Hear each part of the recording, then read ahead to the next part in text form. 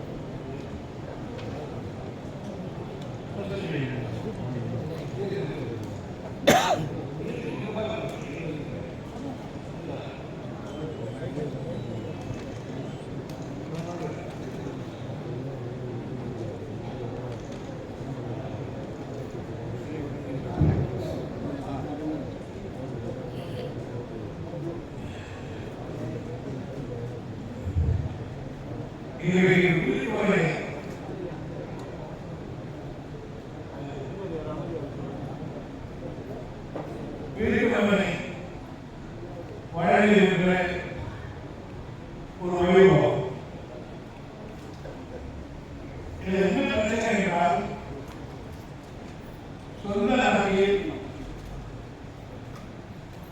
வாழையாக பிறந்தவர்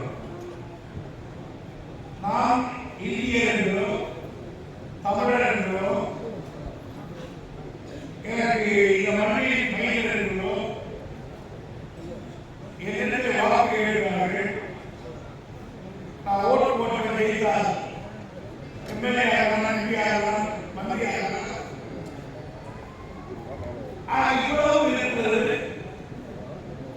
ஆனால் சொந்தமாக இது என் வீடு, இது என் மகனை என்று நான் சொந்தமாக படுவதற்கு ஒரு நாள் மண் சொல்லவில்லையே என்று ஏகுவது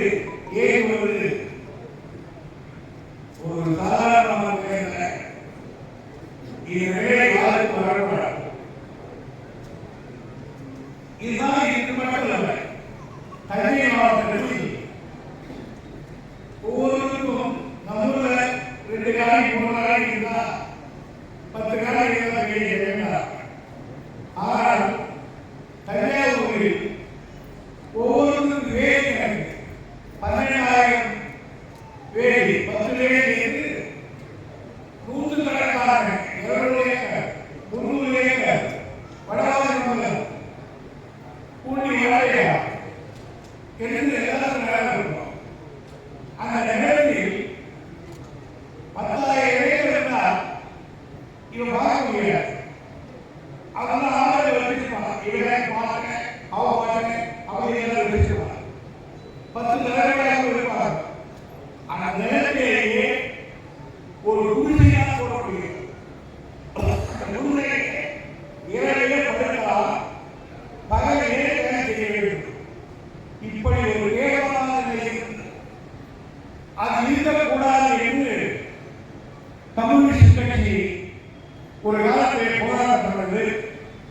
துப்பாக்கி சூழலாம் நடந்தது. அந்த கேவலத்தை போக மாட்டார்களா என்று எண்ணினார்கள்.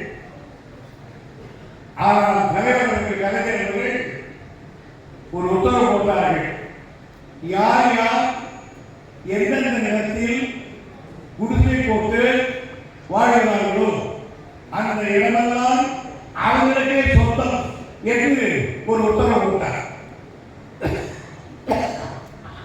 ஆயிரக்கணக்கான பேர்களுக்கு ஒரே இரவில் ஒரே உத்தரவில் அந்த நிலம் சொந்தமானது. அப்போது நான் சட்டமன்றத்தில் இருக்கிறேன்.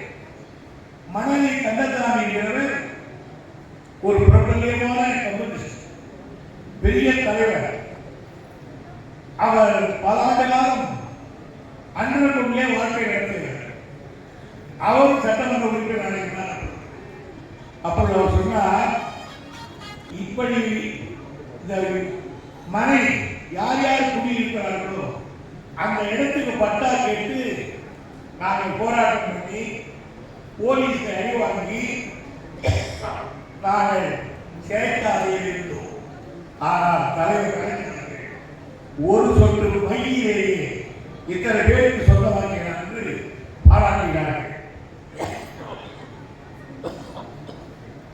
அவருடைய மகன் தளபதி இன்றைக்கு முதலமைச்சராக இருக்கிறார். அப்பருக்கு தப்பாமல் அவர் ஒரு திட்டத்தை கொண்டு வந்தார். என்ன திட்டம்? மக்களுடன் முதல்வர். மக்களோடு முதல்வர் இருக்கு, நான் தனி அல்ல, உங்களில் ஒருவர், உங்களுடைய பங்கு உங்கள் சொந்தம் என்று அதற்கு தலைப்பு. சரி, எங்களோடு வந்துட்ட எங்களுடைய ஒருத்தர் இல்லைன்னு, ஆனா எங்களோடு வந்துட்டு எங்கள ஒருத்தன் ஆயிட்ட, ஆனா உட்காரத்துக்கு வீடு இல்லையே என்று கேட்ட பொழுதுதான் ஒரு உத்தரவு போட்டா கலெக்டர் எல்லாம் கூப்பிட்டு உடனே நீங்கள் எங்கெங்கு இடம் இருக்கிறதோ அதையெல்லாம் ஆராய்ந்து எவ்வளவு கொடுக்க முடியுமோ அவ்வளவு பேருக்கு நீங்கள் பட்டா கொடுத்து கொண்டே இருங்கள் என்று ஒரு உத்தரவு போட்டார். இப்படி ஒரு திட்டத்தை அவர் கோயம்புத்தூரிலே ஆரம்பித்தார். இதுவரையில் அந்த திட்டப்படி முதலமைச்சருடைய உத்தரவுப்படி இதுவரையில் இந்த 14 டிசம்பர் 31ஆம் தேதி வரையில் மொத்தம் 14,095 பேருக்கு இவர்கள் பட்டா வழங்கியிருக்கிறார்கள். 16 கிட்டத்தட்ட 15,000 பேர் வழங்கியிருக்கிறார்கள். இன்றைக்கு 1009 பேருக்கு இப்பொழுது நாங்கள் பட்டா வழங்கியிருக்கிறோம். ஆனால் இது மட்டும் இது பண்ணாங்க. காட்பாடி தாலுகா, வேலூர் தாலுகா, இந்த ரெண்டுல மட்டும் இன்னைக்கு 9,009 பேருக்கு இன்னைக்கு நாங்கள் பட்டா கொடுக்கிறோம். நினைச்சு பாருங்க, நானும் இவ்வளவு நாள் மந்திரியா இருக்கேன், எம்எல்ஏ இருக்கேன், ஒரு இடத்திலேயே 1000 பட்டாக்களை கொடுப்பது இதுதான் முதல் முறை. அதிலும் 2 தாலுகா, இன்னும் பல தாலுகாக்கள் இருக்கிறது. ஆகவே இன்றைக்கு மட்டும் பட்டா கொடுக்கிற அவருடைய மதிப்பு 4,93,50,000. ஆக கிட்டத்தட்ட 4 கோடி ரூபாய்க்கு பொறுமானமுள்ள சொத்துக்களை உங்களுக்கு பட்டா வழங்கியிருக்கிறோம். ஆகவே இந்த பட்டாவை பெற்றுக்கொண்டு போக நீங்கள் நேற்று வரையில் நான் அனாதை, நேற்று வரையில் எனக்கு இந்த மண்ணில் சொந்தமில்லை, நேற்று வரையில் இது என் வீடு என்று சொல்ல முடியவில்லை. ஆனால் இன்றைக்கு இரவு நீங்கள் போய் வருகிற பொழுது சொந்த மண்ணில் இந்த மணிக்கோம் நன்றி தளபதிகளே என்று சொல்ல வேண்டும். இது இன்னும் தோடு முடிந்தா என்றால் இன்னும் இவற்றை எல்லாம் செய்ய வேண்டும். நீங்கள் எவ்வளவு இடமும் செய்யலாம். நந்தகுமாரன் சொன்னார், ஊருக்கு இடைச்சவ பிள்ளையார் கோயில் அப்படின்னு இவங்க பட்டா கொடுக்கணும்னா ஏரி கால்வாயில கொடுக்குறோம். சுப்ரீம் கோர்ட் சொன்னா ஏரி கொடுத்துட்டீங்கன்னா ஏமாந்து கொடுங்க, தொடாதீங்க. மற்ற இடங்கள் இருக்கு, போய் கேள்வி பாருங்க என்று சொல்லியிருக்கிறார். அதில் சின்ன திட்டங்கள் இப்போ வேலூர் இதெல்லாம் இப்போ காயம்புத்தூர்ல பல பேர் பட்டா கேட்கலாம். இது மாநகராட்சி இருக்கிறதுனால கொடுக்க முடியல.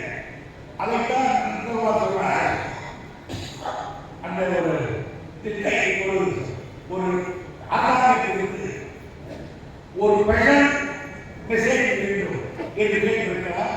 அதை நாளை நான் கோட்டைக்கு போய் அதை என்னவென்று பார்த்து அதை எழுத அதையும் இருந்தால் இன்னும் அதிகமாக.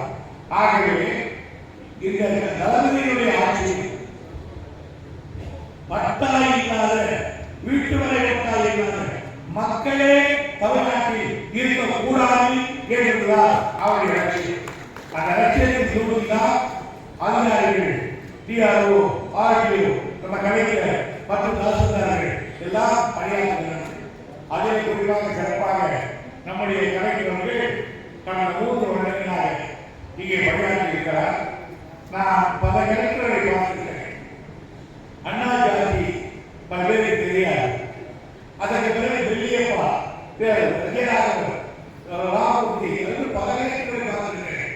என்னுடைய வாழ்க்கையில் நான் இந்த தொகுதியினுடைய எம்எல்ஏவாக மந்திரியாக 1971 இருக்கிறேன்.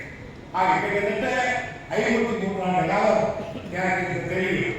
கிட்டத்தட்ட ஒரு 25 கலெக்டர்களை பார்த்திருக்கிறேன்.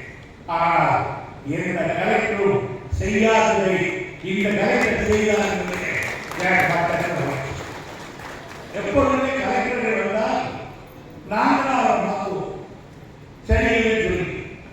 ஆனால் இவர்களை 3 வருஷம் ஆகிடுச்சு. இனி நாங்கள் மாறுவோம்னு சர்க்கார் சொல்றாங்க. நான் கேட்டேன் ஏன் மாற்ற போறீங்க? ஒரு இடத்துல 3 வருஷம் இருந்தா அவர் 4 வருஷம் இருக்கலாம். ஆனா இப்போ பார்லிமெண்ட் தேர்தல் அந்த தேர்தல் என்று சொல்லுவாங்க கேட்டா எந்த அதிகாரியாவது 3 வருஷம் ஒரே இடத்துல இருந்தா அவர் தூக்கி அந்த ஜில்லாவுக்கு அடிக்கிறார். ஆகையால இவர் தூக்கி அடிக்காம உள்ள போய் இங்க ஒரு ஜில்லாவை வைக்க வேண்டியதுதான் நான் நினைக்கிறேன். அது எல்லாருக்கும் இந்த வீடியோவோடு 3 வருஷம் 2 வருஷம் மாற்றிருக்கேன்.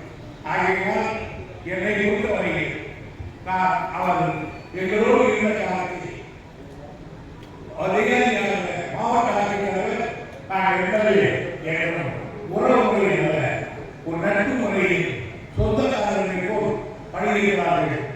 எந்த விதமான காலத்து சின்ன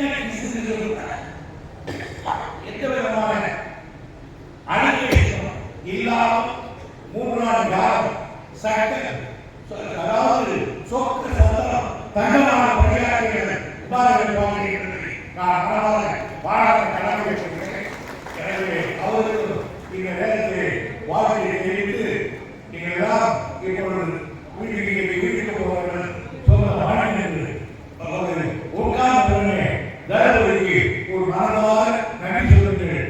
அவர்கள் நன்றாக இருக்கணும், நீங்கள் நன்றாக இருக்க வேண்டும் என்று கேட்டுக்கொண்டு இதோடு அல்ல இன்னும் அடுத்த மாதம் 1000 2000 பட்டாசு நாங்கள் தருவோம் என்று அனைவரும் அமைதியாக இருந்து பட்டாசு நன்றி.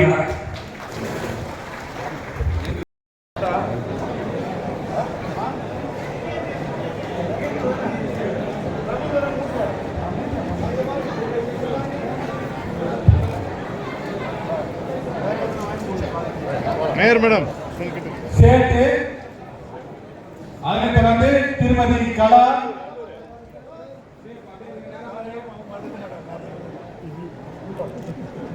தீபிகா மாற்றுத்திறனாளிகளுக்கான உதவித்தொகை பெறும் பயனாளி தீபிகா,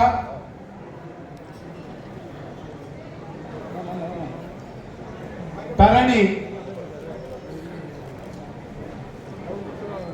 மோகன், கருணாகரன், ரவிச்சந்திரன்.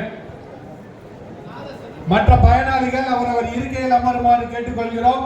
சம்பந்தப்பட்ட துறை அலுவலர்கள் மூலமாக தங்களின் அரசின் நலத்திட்ட உதவிகள் தங்கள் இருக்கைக்கே வந்து சேரும் என்பதை தெரிவித்துக் கொள்கிறோம். பயனாளிகள் யாரும் எந்திரிக்க வேண்டாம், அவங்க இருக்கையிலேயே உட்காருங்க. அதிகாரிகள் உங்க இருக்கைக்கே வந்து உங்களுக்கான நலத்திட்டங்களை வழங்குவார்கள் என்பதை தெரிவித்துக் கொள்கிறோம்.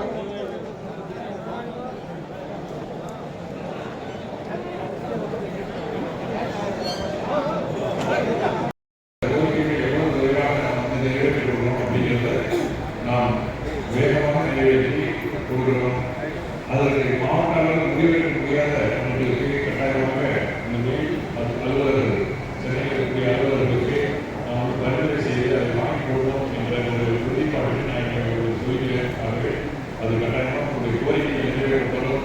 ஒரு சில கோரிக்கைகள் கொஞ்சம் முரணாக வருகின்றன. அவர்களை நாங்கள் தீர்வு காணும் பட்சத்தில் அது நம்முடைய கோரிக்கை முழுமையாக ஏற்படும் அப்படிங்கிறது சொல்லியிருக்கேன். ஆகவே அந்த முரணாக வரக்கூடிய கோரிக்கைகள் மட்டும் நீதிமன்றம் சற்று கடினமாக இருக்கிறது. அதையும் நாங்கள் நீதிமன்றத்திற்கான ஏற்பாடு செய்து கொடுக்கிறோம் அப்படிங்கிற ஒரு உறுதிப்பாட்டை தெரிவித்துக் கொண்டு இந்த வாய்ப்புள்ள உங்கள் அனைவருக்கும் நன்றி கூறி விடைபெறுகிறேன். நன்றி வணக்கம்.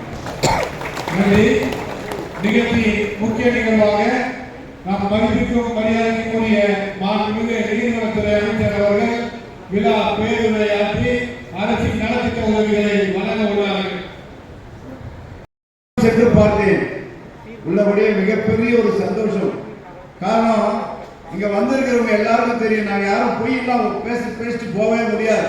காரணம், ஒரு அரசு துறை ஒரு நேம் டிரான்ஸ்ஃபர் பண்ணணும், ஒரு இபி நேம் டிரான்ஸ்ஃபர் பண்ணணும், ஒரு பட்டா டிரான்ஸ்ஃபர் பண்ணணும் அப்படின்னு நீங்க எடுத்துட்டு போனீங்கன்னு சொன்னா கீழே ஃபோர்மேன் பார்த்து, ஏஇ பார்த்து, ஏடியை பார்த்து, டிஇ பார்த்து, அதுக்கப்புறம் நேம் டிரான்ஸ்ஃபர் பண்றதுக்குள்ள புது செருப்பு பாட்டா செருப்பு தேஞ்சு சில பேருக்கு நடக்கும், சில பேருக்கு நடக்காது.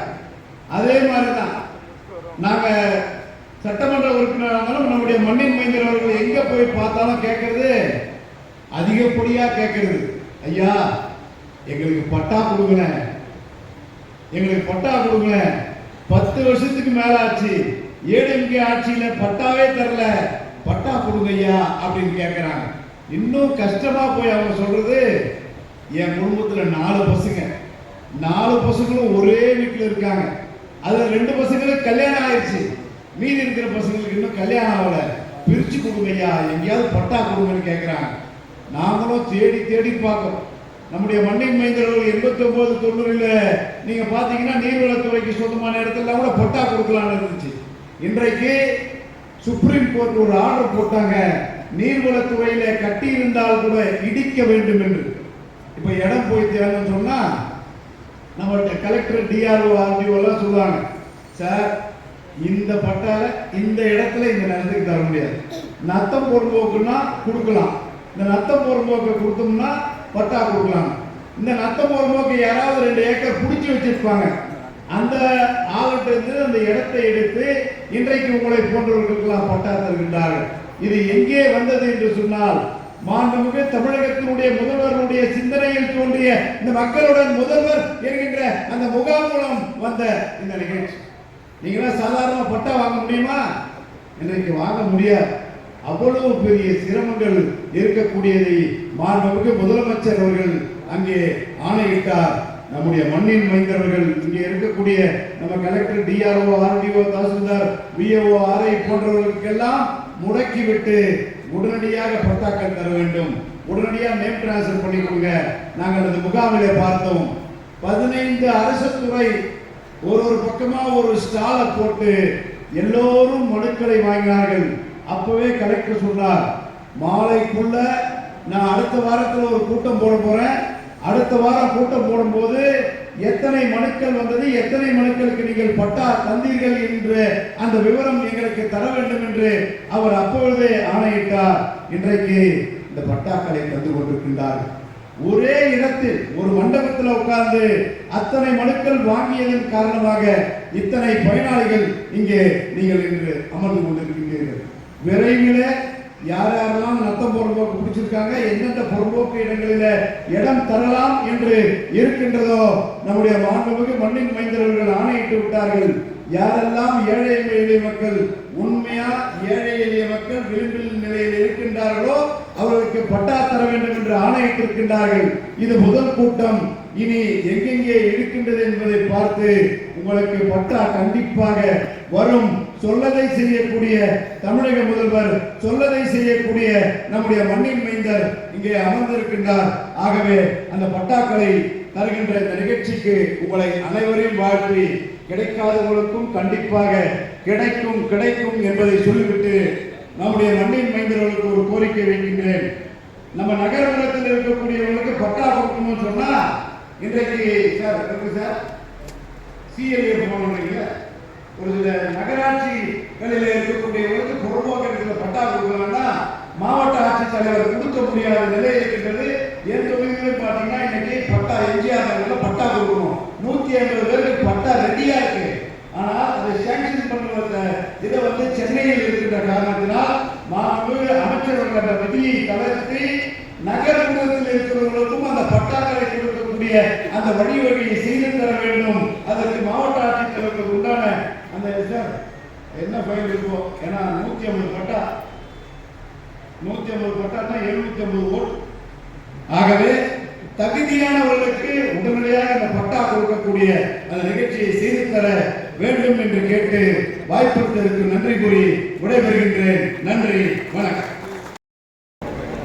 காட்பாடி மற்றும் வேலூர் வட்டத்திற்குட்பட்ட பொதுமக்களுக்கான சிறப்பு பட்டா முகாமிற்கு வருகை புரிந்து நலத்திட்ட உதவிகளை வழங்கியுள்ள மாண்புமிகு நீர்வளத்துறை அமைச்சர் அவர்களை வருக வருக என வரவேற்கிறேன்.